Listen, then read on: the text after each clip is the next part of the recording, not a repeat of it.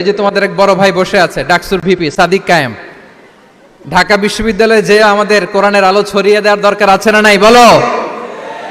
তোমরা অক্সফোর্ডে যাবে, তোমরা এমআইটিতে যাবে, তোমরা হার্ভার্ডে যাবে, আমি হার্ভার্ডে গিয়েছি, এমআইটিতে গিয়েছি, তোমরা ইয়েল ইউনিভার্সিটিতে যাবে, সেখানে যে কোরআনের আলো ছড়িয়ে দিবে ইনশাআল্লাহ বলি সবাই। তাহলে শিক্ষার্থীদের জন্য গোটা বিশ্ব খোলা। তুমি জানোই না যে আল্লাহ তাআলা তোমাকে কোথায় নেবে। খুত্তাতুল্লাহি আ'যামু মিন খুত্তাতিকুম, আল্লাহর প্ল্যান তোমার প্ল্যানের চাইতে অনেক অনেক বড়। তুমি জানোই না যে আল্লাহ তাআলা তোমাকে দিয়ে কোন খেদমত নিতে পারে। সো আমরা যেন তাদাব্বুরে কোরআন করি, কোরআনে যে আল্লাহ জেমসগুলো দিয়েছেন এগুলোর সাথে নিজেদের অ্যাটাচমেন্ট যেন আমরা বাড়াই, একটু একটু করে যেন পড়ি। এবং সাহাবা রিদওয়ানুল্লাহি তাআলা আলাইহিম আজমাইন, ওনাদের হ্যাবিট এটাই ছিল, ওনারা তাড়াহুড়ো করে কোরআন পড়তেন না, একটু একটু করে পড়তেন। তোমাদের তো 2 বছর কিংবা 3 বছরে হেফজ শেষ হয়ে যাওয়ার কথা নাকি? তাদের কয় বছর লেগেছে হেফজ করতে? 3 বছর। আচ্ছা, তোমরা কি জানো ওমরে ফারুক রাদিয়াল্লাহু তাআলা আনহু উনি সূরা বাকারা হেফজ করতে সময় নিয়েছিলেন 12 বছর। আই রিপিট, আমি আবারও বলছি, সাইয়েদনা ওমরে ফারুক রাদিয়াল্লাহু তাআলা আনহু উনি সূরা বাকারা মেমোরাইজ করতে সময় নিয়েছিল কয় বছর? 12 বছর। ওনাদের অভ্যেস ছিল তারা তাদাব্বুরে কোরআন করে করে আগাতেন। 10 আয়াত পড়তেন, এটাকে মুখস্থ করতেন, এটার অর্থ বুঝতেন, এটার উপর আমল করতেন, এটাকে ধারণ করতেন, এটার উপর সাধনা করতেন, এটারে ডাইজেস্ট করা শেষ, এরপরে 10 আয়াত, আবার একই সিস্টেমে 10 আয়াত পরে এরপরে 10 আয়াত। এভাবে সূরা বাকারা শেষ করতে উনি সময় নিয়েছিলেন কয় বছর? 12 বছর। এবং যেদিন সূরা বাকারা কমপ্লিট করেছিলেন ওদিন উট জবাই করে সবাইকে খাইয়েছিলেন। সুবহানাল্লাহি ওয়া বিহামদি। ওনারা কোরআন জানাটাকে সেলিব্রেট করতেন। আল্লাহু আকবার। সো আমরা যেন তাদাব্বুরে কোরআন করি। তাহলে আমার রিমাইন্ডারগুলো খেয়াল রাখতে হবে। 1 নম্বরে কি বলেছি? Revision. Let's say all together. 1 নম্বরে কি ছিল? রিভিশন। 2 নম্বরে তাদাব্বুরে কোরআন। সবাই বলি 2 নম্বরে কি ছিল? তাদাব্বুরে কোরআন। বুঝে বুঝে কোরআনের মেসেজগুলোকে হৃদয়ঙ্গম করা, একটু একটু করে হৃদয়ঙ্গম করা, একবারে সব না। কারণ কোরআন নাজিলও হয়েছে একটু একটু করে। হাসাবা হাওয়াইজিল বাশার, মানুষের যত প্রয়োজন ছিল এই প্রয়োজনের প্রেক্ষাপটে চাহিদার আলোকে একটু একটু করে 23 বছরের লম্বায় লং পিরিয়ড অফ টাইমে কোরআন নাজিল হয়েছে। কোরআন কিন্তু তাওরাত, জাবুর, ইনজিল কোরআনের মতো, ইনজিলের মতো, তাওরাতের মতো, জাবুরের মতো কিন্তু কোরআন একবারে নাজিল হয়ে যায়নি। তাওরাত জাবুর কিন্তু একবারে এট এ টাইমে নাজিল হয়েছে, কিন্তু কোরআন নাজিল হয়েছে কত বছরের সময় নিয়ে? 23 বছর, 23 ইয়ার্স। 23 বছরের লং পিরিয়ড অফ টাইম নিয়েছে। গারে হেরাতে প্রথমে শুরু, মক্কা থেকে প্রায় 10 কিলোমিটার উত্তর পূর্বে 634 মিটার উঁচু দ্য মাউন্টেন অফ কেভ প্রথমে নাজিল হলো ইকরা বিসমি রাব্বিকাল্লাযী খালাক, read in the name of your lord who has created, পরে তোমার প্রভুর নামে যিনি শিখিয়েছেন। এই তো নাজিল হতে লাগলো, কখনো মক্কায়, কখনো মদিনায়, কখনো ঘরে, কখনো বাইরে, কখনো মরুভূমিতে, কখনো বাজারে, কখনো যুদ্ধের ময়দানে। রাসূল যেখানে, সাথে সাথে কোরআনও সেখানে, একটু একটু করে। আল্লাহ রাসূল সাল্লাল্লাহু আলাইহি ওয়া আলিহি ওয়াসাল্লাম উনি ওনার জীবনে, পরিবারে, সমাজে যখনই কোনো সংকটের মুখোমুখি হয়েছেন তখনই সমাধান হয়ে হাজির হয়েছে কোরআন। সুবহানাল্লাহি ওয়া বিহামদিহি। যখনই সংকট তখনই কি? কোরআন। যখনই কোনো প্রবলেম ফেস করেছেন কোরআন, কারণ কোরআন হচ্ছে দ্য প্রবলেম সলভিং মেথডোলজি। যখনই সমস্যা সমাধান নিয়ে হাজির হয়েছে কোরআন। তাহলে আমরা যেন তাদাব্বুরে কোরআন করি।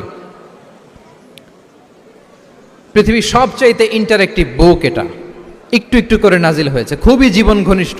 তোমরা যত পড়বে, যত রিসার্চ করবে, যত এক্সপ্লোর করবে, তত এই জ্ঞান, এই নলেজ, এই রহস্য তোমাদের কাছে ধরা দেবে। তাহলে 1 নম্বরে হচ্ছে রিভিশন, 2 নম্বরে হচ্ছে তাদাব্বুরে কোরআন, যেটা বলেছি যে এটা ইন্টারেক্টিভ বুক। যখনই রাসূল সাল্লাল্লাহু আলাইহি ওয়াসাল্লাম সমস্যার সম্মুখীন হয়েছেন তখনই কোরআন আলোকবর্তিকা হয়ে হাজির হয়েছে।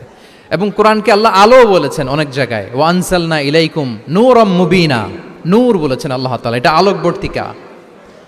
কিতাবুন আনসালনাহু ইলাইকা লিতুখরিজান নাসা মিনাজ যুলুমাতি ইলান নূর, অন্ধকারাচ্ছন্ন মানুষগুলোকে আলোর পথে নেয়ার জন্য আল্লাহ তাআলা এই কিতাবকে পাঠিয়েছেন, ক্রাইটেরিয়ান করে পাঠিয়েছেন। এই কোরআনের সাথে যদি আমার প্রিয় শিক্ষার্থী বন্ধুরা তোমাদের অ্যাটাচমেন্ট গড়ে ওঠে, সারা জীবনের জন্য তুমি সেফ। ইটস এ ক্রাইটেরিয়ান কোরআন পড়লে, কোরআন জানলে কোনটা সত্য কোনটা মিথ্যা কোরআনের লেন্স দিয়ে তুমি পরখ করতে পারবে। এটাকে আল্লাহ তাআলা বলেছেন আল ফুরকান, তাবারাকাল্লাযী নাযালাল ফুরকানা আলা আবদিহি লিয়াকুনা লিল আলামিনা নাযীরা। ফুরকান মানে the criterion, it differentiates between right and wrong, কোনটা সত্য কোনটা মিথ্যা, কোনটা ভালো কোনটা মন্দ। এটা কোরআনের লেন্স দিয়ে যদি তুমি পরখ করো, তোমার জন্য গোটা বিশ্বটা সহজ হয়ে যাবে, কোনটা সত্য তুমি সহজেই বুঝতে পারবে। তাহলে আমরা ডেইলি বেসিসে রিভিশন দিব, আমরা কোরআনের সাথে নিজেদের অ্যাটাচমেন্টকে বাড়াবো। রেগুলার বেসিসে আমরা তাদাব্বুরে কোরআন করব। কি করব তো ইনশাআল্লাহ? সবাই একসাথে আওয়াজ করে পড়ে ইনশাআল্লাহ। বিশাল এক কর্মযজ্ঞ তোমরা শেষ করেছো, এবার নতুন কর্মযজ্ঞের পথে তোমরা হাঁটবে।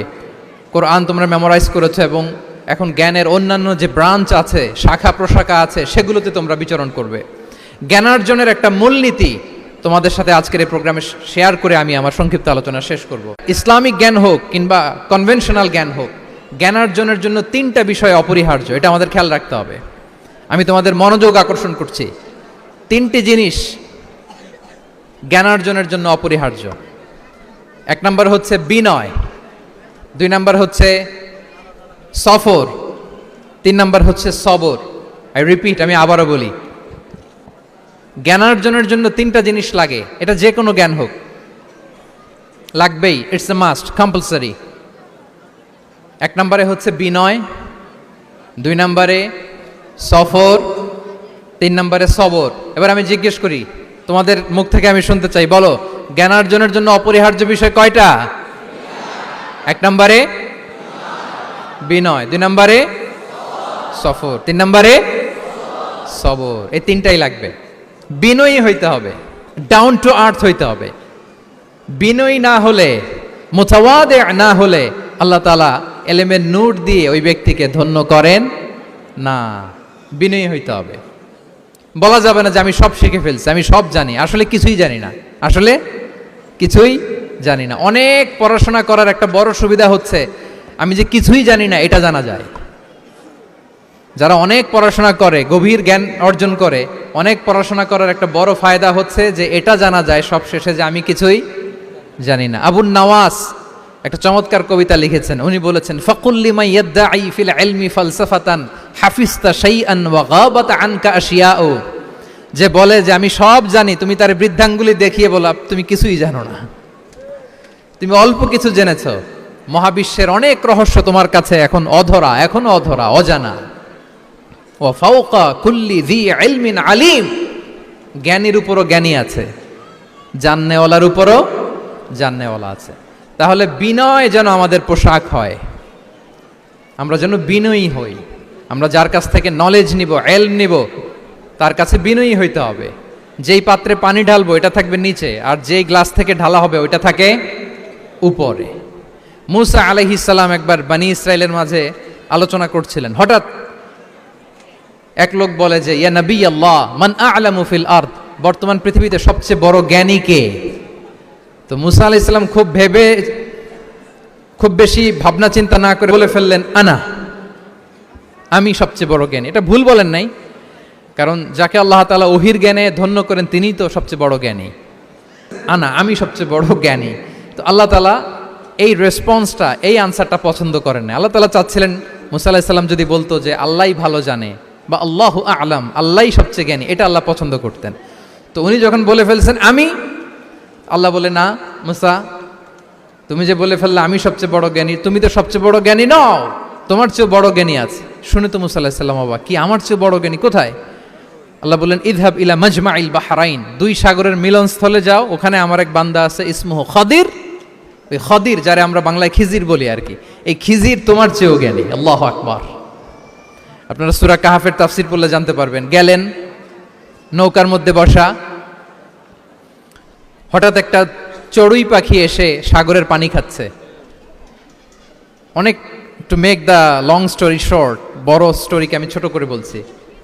দুইজন নৌকায় বসা, একটা চড়ুই পাখি এসে সাগরের পানি খায়। তো খিজির আলাইহিস সালাম বললেন মূসা, চড়ুই পাখিটা দেখতে পাচ্ছ? মূসা আলাইহিস সালাম বললেন হ্যাঁ দেখতে পাচ্ছি। চড়ুই পাখি যে পানি খেলো এইমাত্র, এটা দেখেছো? হ্যাঁ দেখেছি। পানি খাওয়ার কারণে চড়ুই পাখির চঞ্চুতে মানে ঠোঁটে যে একটু সাগরের ছিটে ফোঁটা পানি লেগেছে, দেখেছো? মুসা আলাইহিস সালাম বললেন হ্যাঁ দেখেছি।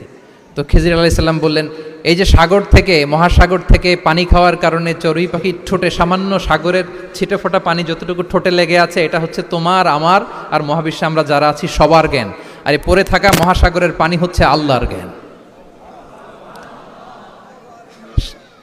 চড়ুই পাখির ঠোঁটে লাগা পানি তোমার, আমার আর পৃথিবীর সবার, আমাদের যে জ্ঞান আল্লাহ দিয়েছেন এটা। আর মহাসাগরের পানিগুলো কার জ্ঞান? ওমা উতিতুম মিনাল ইলমি ইল্লা কালিলা। আল্লাহ বলেন একেবারে একেবারে ভেরি লিটল, যত সামান্য জ্ঞান দিয়ে আমি তোমাদেরকে দুনিয়ায় পাঠিয়েছি। এজন্য আমি সব জানি, এটা আজকে থেকে আমরা আর বলবো?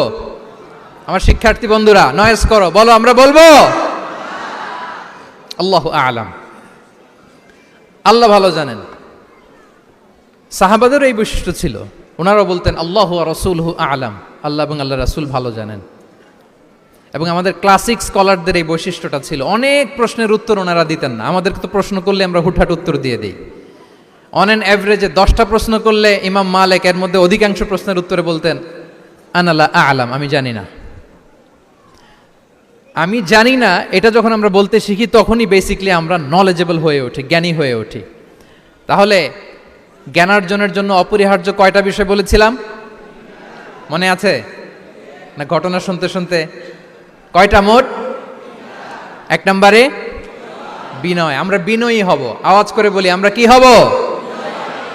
আমরা বিনয়ী হব। এই যে আমরা কোরআন হেফজ করলাম, এরপরে তুমি যদি বুখারী হেফজ করো, মুসলিম হেফজ করো, এটা তোমার বাহ্যিক জ্ঞান অর্জন হয়েছে। জ্ঞানের দুইটা সাইড, একটা ইন্টারনাল নলেজ আর একটা হচ্ছে এক্সটার্নাল নলেজ। বাহ্যিক জ্ঞান এটা হয়েছে, আরেকটা আছে ইন্টারনাল নলেজ, এটাকে বলে অন্তর্নিহিত জ্ঞান। ইলমে লাদুন্নি ওয়া আল্লামনাহু মিন লাদুন্না ইলমা। এটা শুধু কোরআন হেফজ করলেই হয় না, এটা কোরআন পড়ার পরে, হাদিস পড়ার পরে, এগুলোর উপর আমল করার পরে, বছরের পর বছর সাধনা করার পরে আল্লাহ তাআলা কোনো ব্যক্তিকে ইলমের নূর দেন। এটা এত সহজ না। আমরা এক্সটার্নাল নলেজ, বাহ্যিক জ্ঞান খুব সহজেই রিসিভ করতে পারি, কিন্তু ইন্টারনাল নলেজ, যেটা অন্তর্নিহিত জ্ঞান, যেটা তোমার দূরদৃষ্টি বাড়াবে, তোমার ফেরাসাত বাড়াবে, তোমার বিচক্ষণতা বাড়াবে, তোমার ফার সাইটেডনেসকে বাড়াবে, ওই অন্তর্নিহিত জ্ঞানের জন্য বছরের পর বছর সাধনা করতে হয়। সো আমরা যেন বিনয়ী হই, এটা হচ্ছে নাম্বার 1। 2 নাম্বার কি বলেছিলাম? সফর। ফানজুরু কাইফা কানা আকিবাতুল মুকাজ্জিবিন। আল্লাহ বলে সফর করো, সিরু ফিল আরদ, ট্রাভেল করো। ট্রাভেল করলে তোমার চোখ খুলে যাবে। তুমি যদি পেট্রাতে যাও, জর্ডানের পেট্রায়, তোমার চোখ খুলে যাবে। তুমি যদি ফেরাউনের লাশ দেখে আসো, তুমি অবাক হয়ে যাবে। তুমি যদি জর্ডানের ডেড সি ঘুরে আসো, তুমি অবাক হয়ে যাবে। 1000টা বই পড়ে তুমি ওই জ্ঞান অর্জন করতে পারবে না, যেই জ্ঞান তুমি ট্রাভেলিং করে অর্জন করতে পারবে। তাহলে ভ্রমণ করতে হবে। আর 3 নম্বরে কি বলেছিলাম? সবর, মানে হার্ড ওয়ার্কিং হইতে হবে। পরিশ্রমের কোনো বিকল্প নাই। There is no alternative to be hard working. কোনো বিকল্প নেই, হার্ড ওয়ার্ক তোমাকে করতেই হবে। এটাই সবর। এই 3টা প্রশিক্ষণই আল্লাহ তাআলা মুসা আলাইহিস সালামকে দিয়েছিলেন। লম্বা ঘটনা, তিনি খিজির আলাইহিস সালামের সাথে সফরও করেছেন, ওনার কাছে যে বিনয়ী হয়েছেন, তারপরে বারবার উনি ধৈর্যহারা হয়ে যাচ্ছিলেন, আল্লাহ ধৈর্যেরও পরীক্ষা নিয়েছেন। তাহলে বিনয়, সফর এবং সবর, এই 3টা জিনিস জ্ঞানার্জনের জন্য অপরিহার্য। এই ফিচারগুলো দিয়ে, এই ক্যারেক্টারিস্টিক্সগুলো দিয়ে যেন আল্লাহ তাআলা আমাদেরকে ধন্য করে। আমরা সবাই পড়ি আমিন। জাহান্নামের ভেতরে লক্ষ লক্ষ কোটি কোটি কাফির মুশরিককে দেওয়ার পরেও জাহান্নাম বলবে হাল মিম মাজিদ, আরো আছে নাকি, আরো দাও। কোটি কোটি কাফেরের দল, মুশরিকের দল, সীমা লঙ্ঘনকারী দল, তাদেরকে যখন জাহান্নামে ফেলা হবে, বড় বড় পাথরখণ্ড জাহান্নামে ফেলা হবে, তারপরও জাহান্নাম বলবে হাল মিম মাজিদ, আরো আছে নাকি, দাও, আরো দাও, আরো দাও। আমার ক্ষুধা নিবারণ হয় নাই। জাহান্নামে তো উত্তপ্ত হবে, জ্বলন্ত হবে, ভয়ঙ্কর হবে। জাহান্নামের এক অংশ আরেক অংশকে খেয়ে ফেলবে। আল্লাহু আকবার।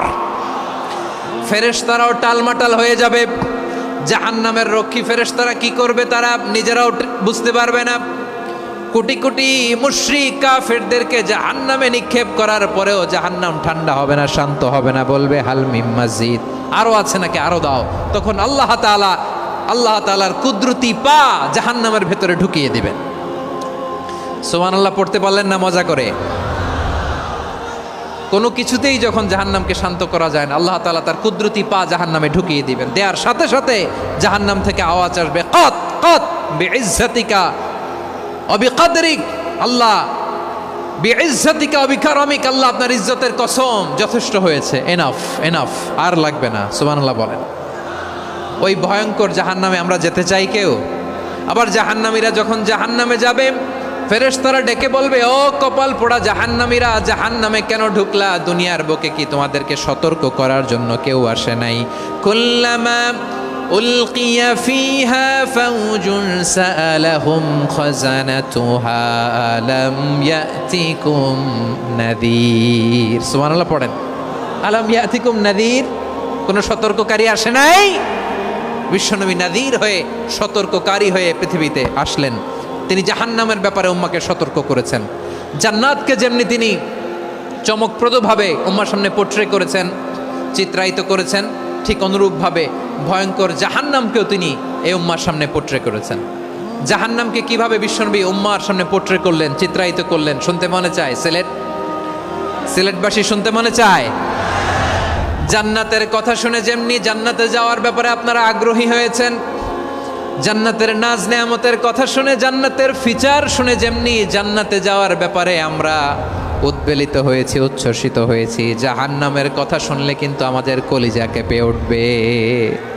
কিভাবে বিশ্বনবী পোট্রে করলেন? বিশ্বনবী বলেন, নারুকুম হাযিহিল্লাতী ইউকিদু ইবনু আদম জুজউন মিন ৭০ জুজআন মিন হাররি জাহান্নাম। ও আমার উম্মতেরা, তোমরা যে রান্নাঘরে যে আগুন দিয়ে রান্না করো, তোমরা কি ভেবেছো জাহান্নামের আগুন ওই রান্নাঘরের আগুনের মতো না? আপনারা কিচেনে যে রান্না করেন, এই রান্নাঘরের আগুন আর জাহান্নামের আগুন তো একই না? সিলেটের ভাইরা বুঝে থাকলে উত্তর দেন। কিচেনের রান্নাঘরের আগুন আর জাহান্নামের আগুন এক না? একরকম? বিশ্বনবী বলেন, জুজউন মিন ৭০ জুজআন মিন হাররি জাহান্নাম। জাহান্নামের আগুন দুনিয়ার আগুনের চেয়ে কমপক্ষে ৭০ গুণ বেশি তেজওয়ালা। জাহান্নামের আগুনকে আল্লাহ নাম দিয়েছেন নারুল্লাহ। এটা আল্লাহর আগুন, নারুল্লাহিল মুকাদা আল্লাতী তাত্তালিউ আলাল আফইদা, যেটা কলিজার মধ্যে যে ধরে যায়। দুনিয়ার আগুন হাতে লাগলে হাত জ্বলে, পায়ে লাগলে পা জ্বলে। জাহান্নামের আগুন দেহের যেই জায়গায় লাগুক না কেন, সাথে সাথে কলিজাটা জ্বলে ছাই হয়ে যাবে। নারুল্লাহিল মুকাদা আল্লাতী তাত্তালিউ আলাল আফইদা, জাহান্নামের আগুন গায়ে লাগলে আপনার কলিজা পুড়ে ছাই হয়ে যাবে। ওই জাহান্নামে আমরা যেতে চাই? আমরা তো সবাই মিলে নাশিদ গাইলাম, জান্নাতে আমরা একা যাব না, সবাই মিলে যাব। ওই জাহান্নাম থেকেও সবাই মিলে বাঁচার দরকার আছে না নাই? কি ভয়ঙ্কর শাস্তির বর্ণনা যে বিশ্বনবী দিয়েছেন, এত বিস্তর আলোচনার সুযোগ আমার নাই। আমি শুধু সবচেয়ে হালকা পাতলা, দ্য লাইট পানিশমেন্ট, সবচেয়ে হালকা শাস্তি কি হবে এটা বলবো। বিশ্বনবী বলেন, ইন্না আহওয়ানা আহলিন নারি আযাবান ইয়াউমাল কিয়ামাতি লারাজুলুন তুদাউ ফি আখমাসি কদামাইহি জামরাতান ইয়াগলি মিনহুমা দিমাগু। জাহান্নামের সবচেয়ে হালকা আযাব কি হবে শোনো। সবচেয়ে ভারী না হালকা? সবাই বলুন, জাহান্নামের সবচেয়ে কঠিন আযাব না হালকা? জাহান্নামের সবচাইতে হালকা আযাব হলো ওই ব্যক্তির আযাব যার পায়ে দুটো জাহান্নামের আগুনের জুতা পুড়িয়ে দেয়া হবে। ওই আগুনের উত্তাপে তার মাথার মগজগুলো ভাতের মারের মতো টপ টপ টপ টপ করে বেয়ে বেয়ে পড়বে। নাউজুবিল্লাহ পড়বেন না? আচ্ছা প্রিয় সিলেট, আওয়াজ করে বলেন, এইটা যদি সবচেয়ে লাইট পানিশমেন্ট হয়, সবচেয়ে হালকা পাতলা সহনীয় আযাব যদি হয়, তাহলে ভয়ঙ্কর তোমার আযাবের কি অবস্থা হবে? আমরা কি ওই জাহান্নামে যেতে চাই? জাহান্নামের অবস্থা এত ভয়ঙ্কর হবে, জাহান্নামের ভেতরে লক্ষ লক্ষ কোটি কোটি কাফির মুশরিককে দেওয়ার পরেও জাহান্নাম বলবে হাল মিন মাজিদ, আরো আছে নাকি, আরো দাও। কোটি কোটি কাফেরের দল, মুশরিকের দল, সীমা লঙ্ঘনকারী দল, তাদেরকে যখন জাহান্নামে ফেলা হবে, বড় বড় পাথর খণ্ড জাহান্নামে ফেলা হবে, তারপরও জাহান্নাম বলবে হাল মিন মাজিদ, আরো আছে নাকি, দাও, আরো দাও, আরো দাও। আমার ক্ষুধা নিবারণ হয় নাই। জাহান্নামে তো উত্তপ্ত হবে, জ্বলন্ত হবে, ভয়ঙ্কর হবে। জাহান্নামের এক অংশ আরেক অংশকে খেয়ে ফেলবে। আল্লাহু আকবার। ফেরেশতারাও টালমাটাল হয়ে যাবে। জাহান্নামের রক্ষী ফেরেশতারা কি করবে তারা নিজেরাও বুঝতে পারবে না। কোটি কোটি মুশরিক কাফেরদেরকে জাহান্নামে নিক্ষেপ করার পরেও জাহান্নাম ঠান্ডা হবে না, শান্ত হবে না, বলবে হাল মিম মাজিদ, আরো আছে নাকি, আরো দাও। তখন আল্লাহ তাআলার কুদরতি পা জাহান্নামের ভেতরে ঢুকিয়ে দিবেন। সুবহানাল্লাহ পড়তে পারলেন না মজা করে?